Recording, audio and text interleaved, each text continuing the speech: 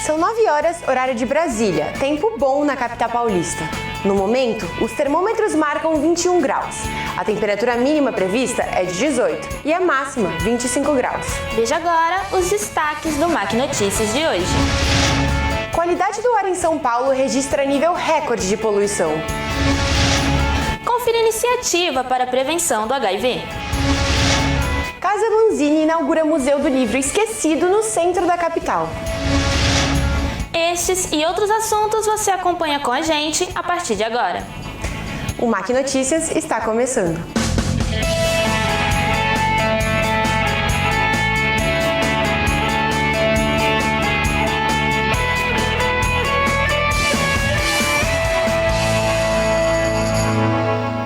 Para começar, vamos falar sobre a previsão do tempo para hoje. Quem traz a informação ao vivo é a nossa repórter, que está na Rua Piauí, no centro de São Paulo. Bom dia, Larissa. Bom dia, Flávia. A previsão do tempo para esta quinta-feira é de sol com muitas nuvens, podendo chover à tarde. A temperatura deve variar entre 18 a 25 graus. Na sexta, chove o dia inteiro, a temperatura fica entre 14 a 21 graus. No final de semana, o tempo volta a melhorar. A previsão sábado começa com sol, podendo chover à tarde.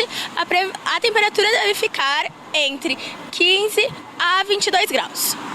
No domingo, o sol volta a brilhar, a temperatura sobe e fica entre 18 a 26 graus. Volto com vocês no estúdio. Obrigada, Larissa. São Paulo liderou o ranking de cidade mais poluída do mundo em vários dias de setembro desse ano, segundo a plataforma iQair, que monitora a qualidade do ar.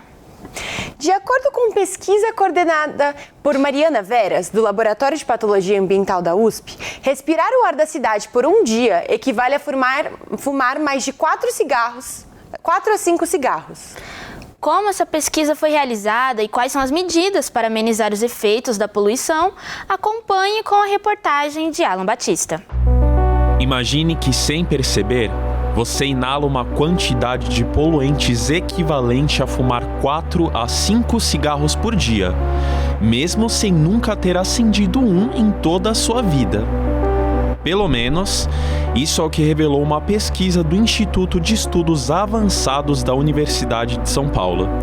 A pesquisa foi feita durante setembro, quando a cidade de São Paulo liderou o ranking de cidade mais poluída do mundo, de acordo com a plataforma iQair. Aqui, no Hospital das Clínicas da Faculdade de Medicina da USP, Mariana Veras, coordenadora do Laboratório de Patologia, nos conta como ela coordenou a pesquisa que foi exibida no Fantástico, que revelou que ficar exposto ao ar de São Paulo por 24 horas é equivalente a fumar 4 cigarros. Todo mundo sabe o mal que o cigarro faz. O efeito do cigarro na saúde, ele é muito parecido com o da poluição, só que o cigarro é uma dose extremamente alta e a poluição é uma coisa que ao longo do tempo vai minando a saúde. Então, com base em autópsias, a gente sabe que o pulmão do fumante fica preto. Isso todo mundo fala, seu pulmão é preto, enfim. E aí a gente começou a observar que o pulmão de não fumantes também apareciam preto, manchinhas pretas durante a autópsia. Então a ideia foi, será que a gente consegue estimar o equivalente tabágico do preto do pulmão no não fumante? Então foi a partir daí, entrevistando os familiares dessas pessoas que vieram a óbitos, fumantes e não fumantes, entendendo como eles viviam, qual era a ocupação deles, para excluir o erro, de repente ele era um churrasqueiro, de repente ele trabalhava, então eu não poderia considerar aquilo como poluição do ar da cidade. Então foi isso, a partir do quão preto é a superfície do seu pulmão, a gente criou um índice tabágico para o ar da cidade de São Paulo. Fabrício vive em São Paulo desde que nasceu e conta como os períodos críticos de poluição afetaram sua saúde. Fiquei com o nariz muito seco naqueles dias, de chegar até sangrar algumas vezes. Eu senti dor de cabeça também, foram dias assim terríveis. Os efeitos da poluição, eles podem ser pequenos, né, assim, mais imediatos, como uma irritação nos olhos ou uma irritação na garganta, mas a exposição continuada, a gente está falando em anos, décadas, pode levar a condições de saúde crônicas, como hipertensão, doenças pulmonares obstrutivas e, no pior cenário, câncer de pulmão. Muita sinusite, eu tive laringite um tempo desses, tive problemas respiratórios. Como medida de proteção, os especialistas recomendam manter-se hidratado, evitar exercícios físicos ao ar livre nos horários mais quentes do dia, uso de máscaras e umidificadores durante períodos de seca, como no inverno. Bastante água, no caso o ideal seria a água, né, os sucos naturais. Incluir na alimentação alimentos ricos em vitamina C e vitamina B, tá? Não é suplementação, são alimentos, porque seu corpo precisa processar isso. Exercício físico, o exercício físico ele tem um potencial anti-inflamatório e a poluição é inflamatória. Então é como se você fizesse um balanço do efeito negativo e o efeito positivo do exercício. Né? Então evitar se exercitar perto de vias de tráfego intenso, né? Então eu acho que isso é o que a gente pode fazer. Que situação, né, Meg? Bom, como a Mariana Veras comentou, ainda bem que estamos chegando no verão e assim teremos um certo aumento na umidade. Realmente, Flávia, agora a gente vai ter um alívio nesse clima seco. O filme A Substância, dirigido por Caroline Forget, alcançou sucesso mundial com quase 40 milhões de dólares em bilheteria. A história é baseada na vida de Elizabeth Sparkle, uma atriz de Hollywood que, após ser demitida por ser considerada velha demais para um programa, fica sem rumo. Ao receber a oferta de uma substância milagrosa, Sparkle aceita e com isso transforma sua vida. Ela passa a alterar entre uma versão mais jovem, que lhe permite retornar ao show business, e uma versão mais velha, que vista como inadequada para a mídia, a trama se desenvolve a partir desses conflitos gerados. Confira agora a crítica feita de Gabriel Vieira.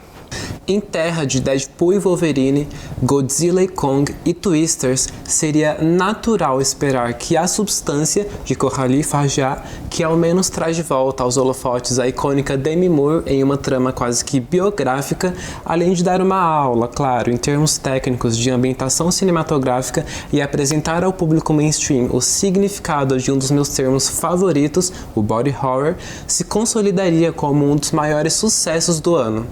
Entretanto, o filme, responsável por marcar a redenção da atriz de 61 anos, que ao longo da carreira tanto sofreu com episódios de etarismo, misoginia e pressão estética, falha miseravelmente ao revelar a personagem de Margaret Qualley como a mais nova diva pop da vez. Mas como será que um filme tão excessivamente autoexplicativo, que usa e abusa de conveniências de roteiro para guiar milimetricamente os passos interpretativos do espectador, consegue fazer de tudo, menos expressar de maneira efetiva a sua mensagem? A resposta talvez esteja na incapacidade de se desvincular de estereótipos vazios e intenções dramáticas rasas ao longo de 150 intermináveis minutos. Veja a seguir a iniciativa do Estado de distribuir PrEP e PEP, medicamentos para a prevenção do HIV em estações de metrô. Você confere essa e outras notícias no próximo bloco. Voltamos já.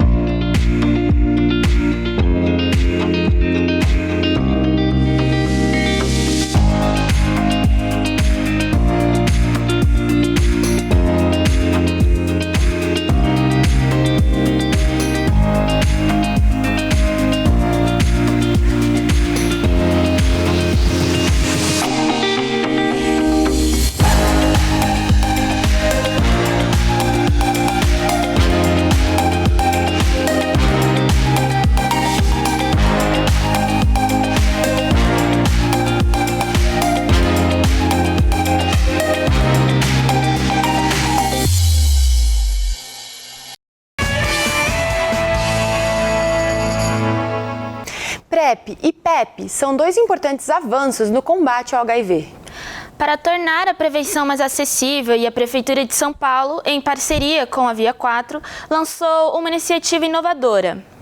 Em estações da linha 4 amarela do metrô, os medicamentos são distribuídos gratuitamente, juntamente com kits de testagem, preservativos e lubrificantes. Confira mais detalhes sobre essa política pública na reportagem de Gabriel Vieira.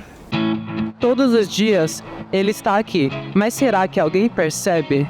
Afinal, do que se trata esse equipamento localizado na Estação Luz da linha 4 amarela do metrô de São Paulo? Instaladas pela Secretaria Municipal de Saúde de São Paulo, esse maquinário permite que a população tenha acesso às profilaxias pré- e pós-exposição ao HIV. Após uma simples consulta médica online no SPrep, mecanismo do aplicativo eSaúde SP, é possível conseguir uma receita digital que permite a retirada dos medicamentos de maneira rápida e sem constrangimentos.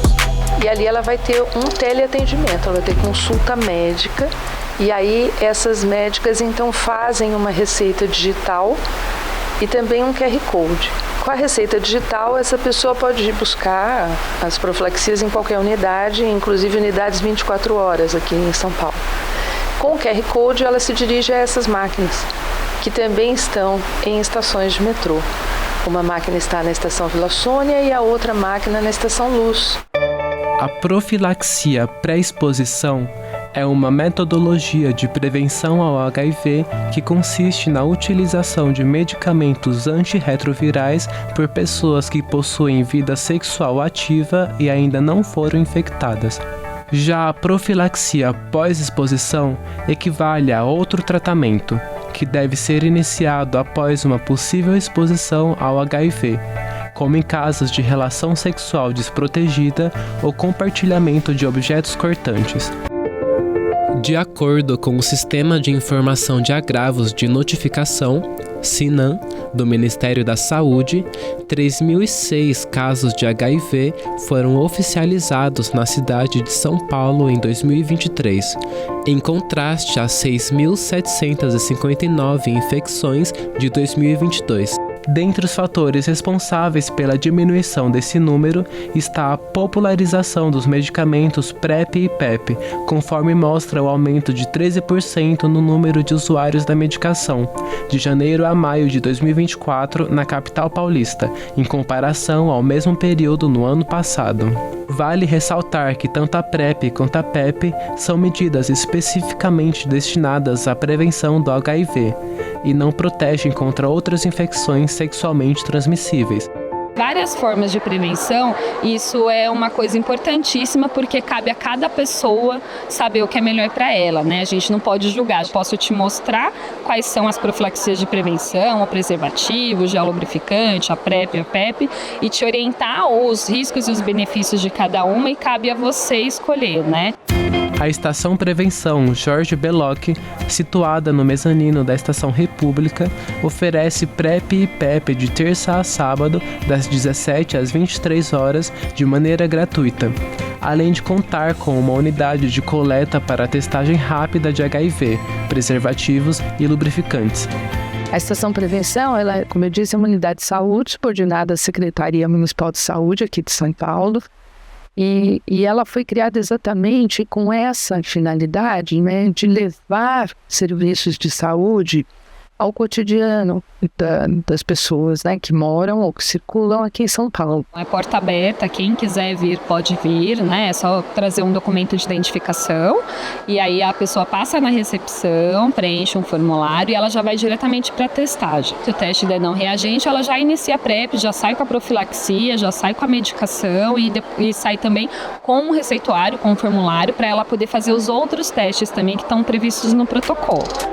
O espaço leva o nome de Jorge Belloc, um dos mais importantes ativistas em prol dos direitos das pessoas soropositivas no Brasil. Nós montamos a unidade em junho, né, do ano passado, e o Jorge faleceu em março, antes da inauguração.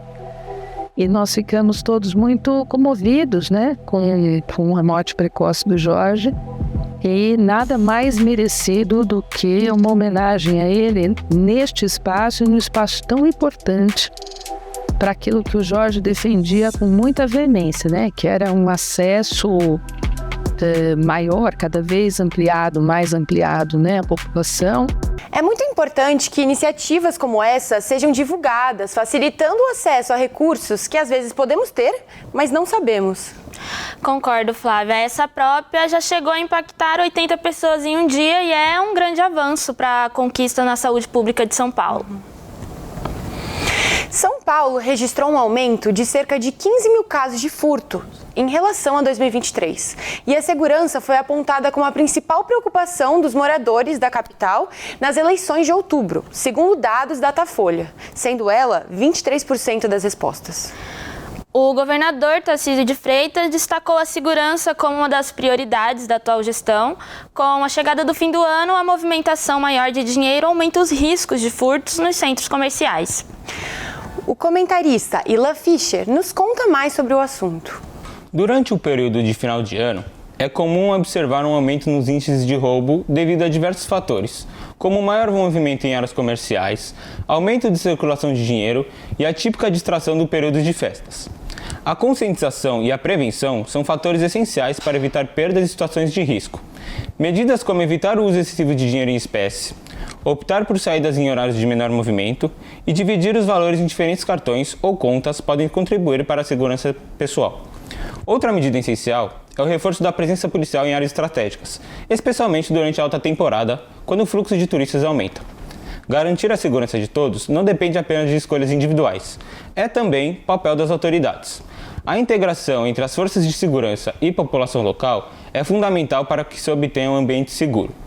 Incentivar campanhas de conscientização e assegurar o investimento em infraestrutura e policiamento são ações necessárias para que o final de ano seja um período seguro e tranquilo para todos. O Museu do Livro Esquecido, em São Paulo, ocupa a antiga casa do arquiteto italiano Felisberto Ranzini, a 5 minutos da estação de metrô Japão Liberdade, e traz a história dos livros impressos. A casa foi ocupada pelo filho do arquiteto até 2006 e hoje é patrimônio tombado da cidade. Com acervo de 3 mil exemplares, incluindo edições raras, a exposição de abertura destaca pioneiras da literatura mundial e fica aberta para visita até fevereiro de 2025. Quem for conferir vai poder ver a primeira edição autografada do livro O Quarto de Despejo, da autora Maria Carolina de Jesus. E a Casa Ranzini fica aberta para visita aos sábados e domingos, das 10 da manhã até as 5 da tarde. As visitas agendadas, elas são às terça-feiras, 3h50 da tarde. Para falar um pouco mais sobre cultura, chamamos agora a nossa repórter Larissa, que irá nos passar informações sobre dicas culturais para esse fim de semana. Bom dia, Larissa! Olá, Meg! Olá, Flávia! Hoje eu estou aqui com vocês e trago algumas dicas culturais gratuitas para aproveitar no final de semana. Começando com o Festival Italiano, que vai até dia 8 de novembro. Para mais informações, acesse o site ou as redes sociais disponíveis em festivalitaliano.com. O Museu da Língua Portuguesa está com uma mostra super legal sobre vidas de cordéis. Está em cartaz até de terça a domingo, das 10 da manhã às 18 horas. No dia 24 de novembro, acontece o primeiro festival de pistache aqui em São Paulo. Ele começa às 18 da noite e vai até às 8. Ele fica ao lado do Clube Rose. Para mais informações, acesse o Simpla. No dia 22 e 23 de novembro, o Sesc Osasco traz uma exposição sobre livros chamada Floss, que acontece das 10 da manhã às 18. Volto com vocês no estúdio. Essas foram as notícias de hoje. O MAC Notícias fica por aqui. Tenha um bom dia e até amanhã.